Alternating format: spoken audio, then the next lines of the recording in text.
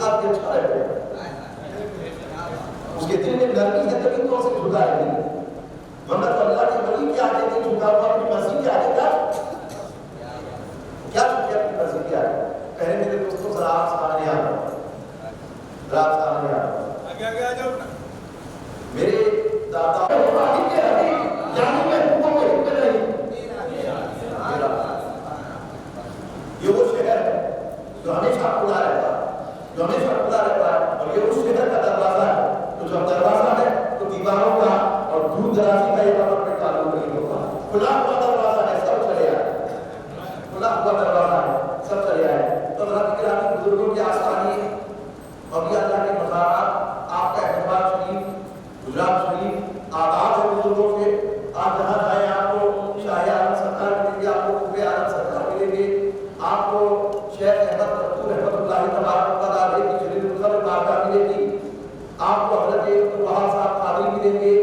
یہ بزرگ آپ کو ملیں گے اور احترام اس زمین پر آپ کو سرکار سے ملی بخش کی بمولائی شاہ رشید الدین احمد علی حسین کی. ہم جہاں جہاں جاتے ہیں بزرگوں کے آستانے ملتے ہیں. خواب ایک عام سا بندہ, ایک عام سا آدمی اور یہ اللہ کے مزارات پہ جاتا ہے, وہ حاضری دیتا ہے, ادب سے ان کے دربار میں کھڑا ہوتا ہے, خیال کرتا ہے, دعا کرتا ہے, اور پھر ان کی چوکھٹ کو بوسہ دے کر کے وہاں سے نکلتا ہے. لیکن باہر اس کو مل گیا پوچھنے والا, سمجھانے والا, ہمارے حیدرآباد کی زبان میں کہتے ہیں کرکری کرنے والا. آپ واقعی میں حیدرآباد کی زبان ہے کرکری کرنے والا. تو کرکری کرنے والے لوگ جاتے ہیں, کہتے ہیں کہ یہ شرک ہے جو تم نے کیا, وہ بدعت ہے جو تم نے کیا. حالانکہ نہ اس شرک کے اگر اس سے کہیں کہ کیا تم لکھ سکتا ہے شرک, تو اس کو نہ شرک لکھنا آتا ہے نہ بدعت بولنا آتا ہے. لیکن اس کے باوجود بھی بڑے بڑے فتوے ہمارے بولے والے سنی بھائیوں کو پکڑ کر کے دیتا ہے.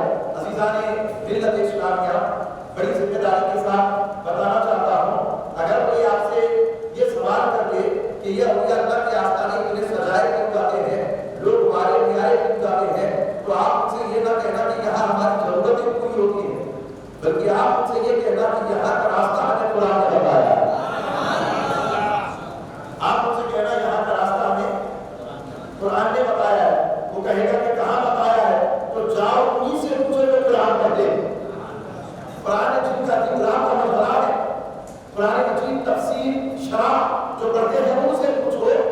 یہاں حاضری دینے آیا مجھے تو بس اتنا پتا کہ قرآن نے راستہ بتایا ہے. سنیوں کو اس بات کا احساس ہونا چاہیے کہ تم جس دین پہ چل رہے ہو, تم جس مسلک مذہب راستے پہ چل رہے ہو, یہ راستہ آج کل کا ہندوستانی یا کسی مولوی کا, ملا کا, مفتی کا, مدرس کا, معلم کا, فقیہ کا, عالم کا, مفسر کا, محدث کا بنایا ہوا راستہ نہیں ہے. یہ وہ راستہ ہے جس راستے کو لے کر جناب آدم علیہ السلام زمین میں خلیفہ بن کے آئے.